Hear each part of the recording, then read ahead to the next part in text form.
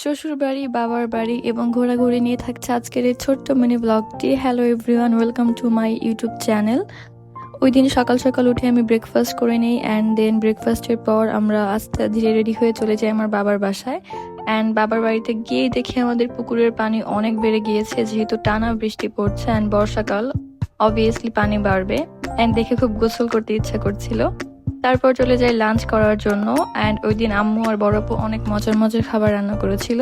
So প্রথমেই শুরু করি পটল ভাজা দিয়ে, দেন শেষ করে নেই ডিমের কোরমা। অ্যান্ড ডিমের কোরমাটা অনেক মজা হয়েছিল, আমার খুব পছন্দ আমার বড় আপুর হাতের ডিমের কোরমা। আফটার দ্যাট নেই ওই দিনের শো স্টপার লেয়ার মুরগির মাংস। এটা খুব বেশি মজা হয়েছিল, অনেক অনেক বেশি মজা হয়েছিল। আর এটা আমার মেজো বোন রান্না করেছিল, বাই দ্য ওয়ে, আমার আপনি। দেন নিয়ে নিই গরুর মাংস, অ্যান্ড গরুর মাংস অ্যাজ ইউজুয়াল অনেক মজা হয়েছিল। তারপর খাওয়া দাওয়া শেষ করে আমরা সবাই রেস্ট নেই। অ্যান্ড রেস্ট নেওয়ার কিছুক্ষণ পরে আম্মু সবাইকে ডেজার্ট দিয়ে দেয়, অ্যান্ড যার যেটা ইচ্ছা সে সেটা নিয়ে খাবে।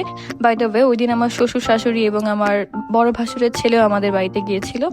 সো ওখান থেকে খাওয়া দাওয়া করে আমি আর আমার হাজব্যান্ড একটু ভাবি যে বাইরে থেকে ঘুরে আসি, দেন আমরা চলে যাই আমাদের মেডিকেলের ওখানে। গিয়ে আমরা অনেক সুন্দর সময় কাটাই।